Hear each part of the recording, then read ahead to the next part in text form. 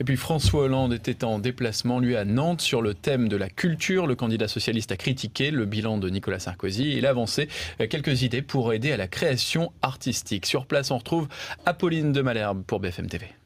Ils étaient ensemble dans le train. Eva Joly, la candidate d'Europe Écologie Les Verts, avait, hasard du calendrier, elle aussi prévu de venir ici à Nantes. Alors dans le même train, mais pas dans le même wagon.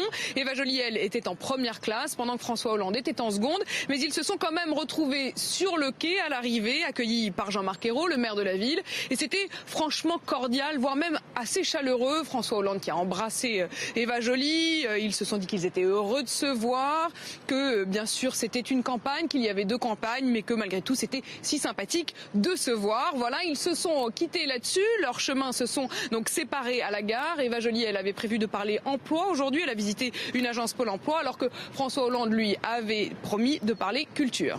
Alors Apolline, sur le fond, François Hollande était justement attendu sur la loi Hadopi, sur le téléchargement illégal. Pas question de l'abroger apparemment.